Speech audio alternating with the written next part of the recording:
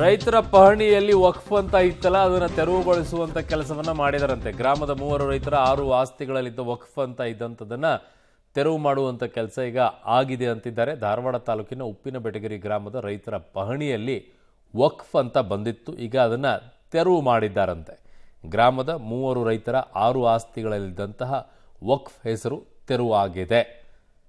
ಧಾರವಾಡ ತಾಲೂಕಿನ ಕೆಲವೊಂದು ಗ್ರಾಮಗಳ ಸರ್ವೆ ನಂಬರ್ಗಳಲ್ಲಿ ಕಲಂ ನಂಬರ್ 11ರಲ್ಲಿ ವಕ್ತಾಸ್ತಿ ಅಂತ ಕೂತಿದೆ, ಅದನ್ನು ನೀವು ತೆಗೆದುಕೊಡ್ಬೇಕಂತ ಹೇಳಿ ಉಪ್ಪಿನಬೆಟಗೇರಿ ಗ್ರಾಮದ 6 ರೈತರು ನಮ್ಮಲ್ಲಿ ಅರ್ಜಿಯನ್ನು ಕೊಟ್ಟಿದ್ದರು. ಅವರಿಗೆ ರೈತರಿಗೆ ಹಾಗೂ ಜಿಲ್ಲಾ ವಕ್ಫ್ ಅಧಿಕಾರಿ ಅವರಿಗೆ ನಾವು ಹಿಯರಿಂಗನ್ನು 5ನೇ ನವೆಂಬರ್ದಂದು ಮಾಡಿ ಈಗ ಆ 6 ಜನ ಅದು 1965ರಲ್ಲಿ ಆದಂಥ ಕನ್ಸಾಲಿಡೇಷನ್ ತತ್ವ ಪ್ರಕಾರ ಸರ್ವೆ ನಂಬರ್ಗಳಿದ್ದವು ಬ್ಲಾಕ್ ನಂಬರ್ ಆಗಿ ಕನ್ವರ್ಟ್ ಆಗಿ ಆ ಬ್ಲಾಕ್ ನಂಬರ್ಗೆ ಹಾಗೂ ಅವು